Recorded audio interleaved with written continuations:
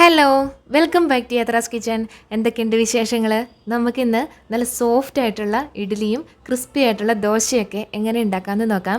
കൂടെ ചട്നിയുണ്ട്, ഒന്നല്ല രണ്ട്. അപ്പം നമ്മുടെ വീഡിയോയിലേക്ക് പോയാലോ?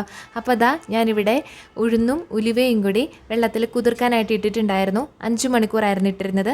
അതുപോലെ പച്ചരിയുമുണ്ട്, അളവ് ഞാൻ പറയാം കേട്ടോ. പച്ചരിയും ഈ പറഞ്ഞ പോലെ തന്നെ 5 മണിക്കൂർ കുതിർക്കാനായിട്ട് ഇട്ടിട്ടുണ്ട്. അപ്പം ഞാനിവിടെ എടുത്തിരിക്കുന്നത് 2 കപ്പ് പച്ചരിക്ക് 3/4 കപ്പ് ഉഴുന്ന് എന്നൊരളവിലാണ് കേട്ടോ. കൂടെ 1 ടേബിൾ സ്പൂൺ ഉലുവയും കൂടെ ഇട്ട് കൊടുക്കുന്നുണ്ട് കേട്ടോ. ഉലുവ നമുക്ക് ശരീരത്തിന് ഗുണം ചെയ്യും. അതുപോലെ തന്നെ ഇഡ്ഡലിയും ദോശയൊക്കെ ഉണ്ടാക്കുമ്പം ഒരു പ്രത്യേകതരം സ്വാദും കൂടെ നമുക്ക് തരുന്നുണ്ട്. അതുകൊണ്ടാണ് കേട്ടോ.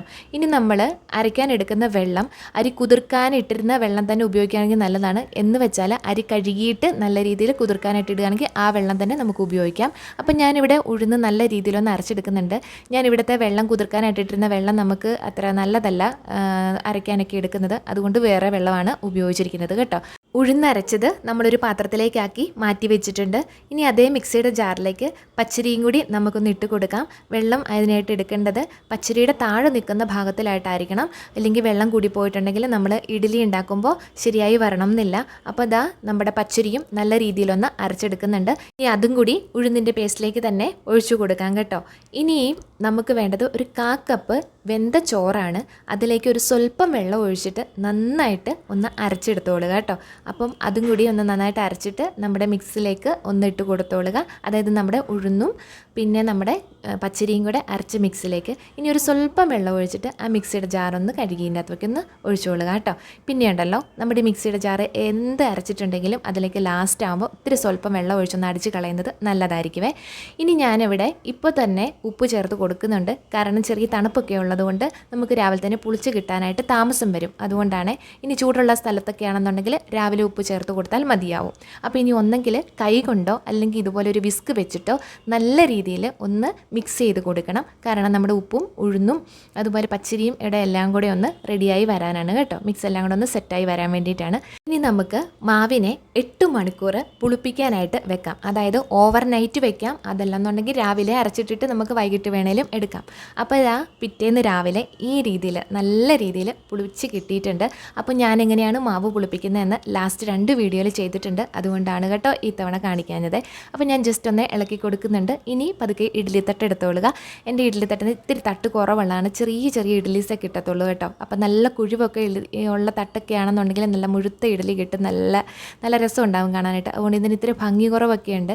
എന്തായാലും ഇതിലേക്ക് സ്വല്പം എണ്ണയൊക്കെ ഒന്ന് ഒഴിച്ചു കൊടുക്കുന്നുണ്ട്. വെളിച്ചെണ്ണയാണ് ഉപയോഗിച്ചിരിക്കുന്നത്. തട്ടിലേക്ക് ഇഡ്ഡലി മാവ് ഒഴിച്ചു കൊടുക്കുന്നുണ്ട്.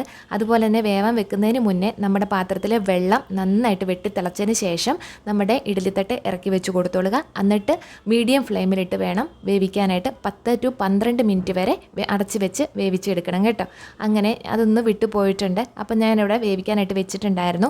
ആ സമയം കൊണ്ട് നമ്മളിവിടെ ഒരു ചട്നി റെഡിയാക്കി എടുക്കുന്നുണ്ട്. നമ്മുടെ തേങ്ങയാണ്, 1/2 കപ്പ് തേങ്ങയോളം എടുത്തിട്ടുണ്ട്.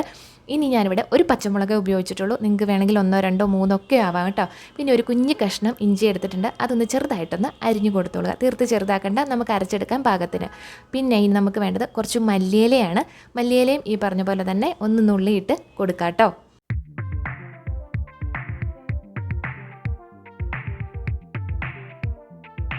ഇനി ഇതിലേക്ക് ഒരു സ്വല്പം വെള്ളം ഒഴിച്ചിട്ട് നല്ല പേസ്റ്റ് പോലെ ഒന്ന് നന്നായിട്ട് അരച്ചെടുക്കണേ.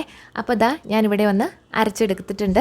അപ്പോൾ ഈ ഒരു പരുവത്തിലാണ് കിട്ടിയിരിക്കുന്നത് കേട്ടോ. അപ്പോൾ കല്ലിൽ വെച്ച് അരയ്ക്കാൻ പറ്റുന്നവർക്ക് കല്ലിൽ വെച്ചരച്ചെടുക്കാം. അപ്പോൾ എന്തായാലും ഇനി ഞാനിവിടെ ഒരു പാത്രത്തിലേക്കാക്കി മാറ്റി വെക്കുന്നുണ്ട്. അപ്പം നമുക്ക് വേണമെന്നുണ്ടെങ്കിൽ നേരിട്ട് സാധാരണ ചമ്മന്തിക്ക് കടുക് പൊട്ടിച്ചെടുക്കുന്ന പോലെ തന്നെ നമുക്ക് ചെയ്യാം. പക്ഷേ എനിക്ക് തോന്നുന്നു ഈ ചമ്മന്തി നമ്മൾ ഇതുപോലെ എടുക്കുന്നതായിരിക്കും ടേസ്റ്റ് കൂടുതലുണ്ടാവുക എന്ന്. അതുകൊണ്ട് തന്നെ മിക്സിയുടെ ജാറൂടെ കഴുകി ഒരു സ്വല്പം വെള്ളം കൂടെ അതിലേക്ക് ഒഴിച്ച് കൊടുക്കുന്നുണ്ട്. പിന്നെ ഇതിലേക്ക് ഒന്ന് ഇളക്കി കൊടുത്തിട്ട് ഇതിലേക്ക് ആവശ്യമായിട്ടുള്ള ഒരു കുറച്ച് ഉപ്പ് കൂടെ ഇട്ട് കൊടുത്ത് ഒന്ന് നന്നായിട്ട് ഇളക്കിയെടുക്കാം കേട്ടോ.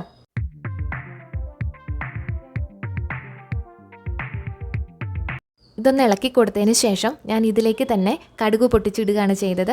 അത് കടുക് മൂത്തതിന് ശേഷം നമ്മുടെ സാധാരണ പോലെ കറിവേപ്പിലയും വറ്റൽമുളകും ഇട്ടിട്ട് ഒന്ന് വെളിച്ചെണ്ണയ്ക്കകത്താണ് കടുക് പൊട്ടിച്ചെടുത്തിരിക്കുന്നത്. അതിലേക്ക് വേണമെന്നുണ്ടെങ്കിൽ ഇത്തിരി ഉഴുന്നോ അല്ലെങ്കിൽ ചെറിയ പൊട്ടുകടലയൊക്കെ ഉണ്ടല്ലോ, അതൊക്കെ ഇട്ടിട്ട് വേണമെങ്കിൽ നമുക്ക് ചെയ്യാം. ഞാനിതൊന്നും ചെയ്തിട്ടില്ല.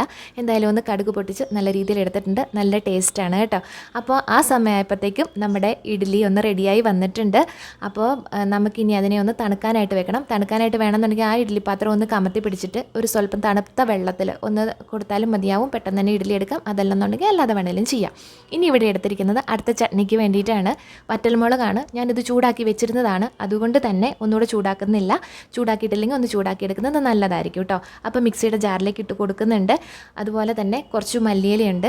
അപ്പോൾ മല്ലിയില എല്ലാത്തിലും മല്ലിയിലയാണെന്ന് വിചാരിക്കുമല്ലേ. അപ്പം നല്ല ടേസ്റ്റാണ്, അതുകൊണ്ടാണ് കേട്ടോ. ഇനി ഒരു കുഞ്ഞ് തക്കാളി എടുക്കുന്നുണ്ട്. അതിനെ ചെറിയ കഷ്ണങ്ങളാക്കിയിട്ട് അതും കൂടി ഒന്ന് അരിഞ്ഞ് നമ്മുടെ മിക്സിയുടെ ജാറിലേക്ക് ഇട്ട് കൊടുക്കാം കേട്ടോ. ഇനി ഞാനിവിടെ എടുത്തിരിക്കുന്നത് സ്വല്പം മല്ലിപ്പൊടിയാണ്. ഒരു 1/4 ടീസ്പൂണോളം ഉള്ളൂ കേട്ടോ. അപ്പം ഇനി കൊത്തമല്ലി വേണേലും ഉപയോഗിക്കാൻ. നമ്മളിത് തന്നെ പൊടിച്ചെടുത്തതാണ്, അതുകൊണ്ടാണ് ഇങ്ങനെ ഇട്ട് കൊടുത്തിരിക്കുന്നത്. പിന്നെ കുറച്ച് വെളുത്തുള്ളിയുണ്ട്. പിന്നെ നമ്മളെടുത്തിരിക്കുന്നത് കുറച്ച് വാളംപുളിയാണ്. അതിനെ ഒന്ന് വെള്ളത്തിലാക്കിയിട്ട് ഒന്ന് ചെറുതായിട്ട്, ഒത്തിരി വെള്ളം ചേർക്കാത്ത രീതിയിലൊന്ന് എടുത്തിട്ടുണ്ട്. ഇനി സ്വല്പം ഉപ്പും കൂടി ഇട്ട് കൊടുത്ത് നന്നായിട്ടൊന്ന് അരച്ചെടുത്തോളുക. വെള്ളമൊന്നും ചേർക്കേണ്ട കാര്യമില്ല കേട്ടോ. അപ്പോൾ ഇതാ നമ്മുടെ രണ്ടാമത്തെ ചട്നി ഇവിടെ റെഡി ആയിട്ടുണ്ട്. ഇനിയിപ്പോൾ അതിനെ ഞാൻ കടുകൊന്നും പൊട്ടിക്കുന്നില്ല. എനിക്കിഷ്ടം പച്ചയ്ക്ക് തന്നെ എടുക്കുന്നതാണ്. അതാണ് അതിൻ്റെ ഒരു സ്വാദ് കേട്ടോ.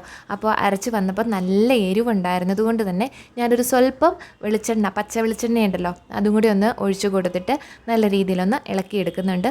അപ്പോൾ ഈ ചട്നി എന്ന് പറയുന്നത് നമ്മുടെ ചോറിൻ്റെ കൂടെ കഴിക്കാനോ ചപ്പാത്തിക്കോ അതല്ലാന്നുണ്ടെങ്കിൽ എന്ത് വേണമെങ്കിലുമായിട്ട് കഴിക്കാൻ നല്ല ടേസ്റ്റാണ്. അപ്പോൾ ഇതാ നമ്മുടെ ഇഡ്ഡലി ഒന്ന് തണുത്ത് കിട്ടിയിട്ടുണ്ട്. അപ്പോൾ അതിനെ ഒന്ന് എടുത്ത് മാറ്റി വയ്ക്കുന്നുണ്ട് കേട്ടോ. ഞാൻ പറഞ്ഞില്ലേ, തട്ട് കുറവായതുകൊണ്ട് തന്നെ കുട്ടി കുട്ടി ഇഡ്ഡലീസാണ് കിട്ടുന്നത്. സാധാരണ ഈ അലുമിനിയം പാത്രത്തിൻ്റെയൊക്കെ ഉള്ള തട്ടൊക്കെ ആണെന്നുണ്ടെങ്കിൽ മുഴുത്ത തട്ട് കിട്ടുമല്ലോ. അപ്പോൾ ഇങ്ങനത്തെ തട്ടാകുമ്പോൾ ചെറുതാണ്. നല്ല സോഫ്റ്റ് ആയിട്ടുള്ള നല്ല ടേസ്റ്റി ആയിട്ടുള്ള ഇഡ്ഡലി ഇവിടെ നമുക്ക് തയ്യാറായി കിട്ടിയിട്ടുണ്ട്. അപ്പോൾ ഇനി നമുക്ക് വേണ്ടത് ദോശയാണ്. എനിക്കിഷ്ടം ദോശയാണ് കേട്ടോ. അതുകൊണ്ട് തന്നെ ദോശത്തവ പെട്ടെന്ന് അടുപ്പത്തോട്ട് വെച്ചിട്ട് ഇത്തിരി വെള്ളമൊക്കെ തളിച്ച് കൊടുത്ത് ദോശമാവൊന്ന് കോരി ഒഴിച്ചിട്ടുണ്ട്. ഇനി കുട്ടി ദോശ പോരാ, എനിക്ക് വലിയ ദോശ, നല്ല ക്രിസ്പി ആയിട്ടുള്ള ദോശയാണ് കേട്ടോ ഇഷ്ടം. ഇനി വേണമെന്നുണ്ടെങ്കിൽ നമുക്കിതിലേക്ക് കുറച്ച് എണ്ണയോ വെണ്ണയോ നെയ്യോ ഒക്കെ ഒഴിച്ചു കൊടുക്കാം. പിന്നെ ഞാനിവിടെ ഒന്നും ഉപയോഗിച്ചിട്ടില്ല, ചെറിയൊരു ഡയറ്റ് അത്ര മാത്രമേ ഉള്ളൂ. അപ്പോൾ ഇതൊന്നും ഞാൻ പരമാവധി ഒന്നും ഉപയോഗിക്കാതിരിക്കുകയാണ്.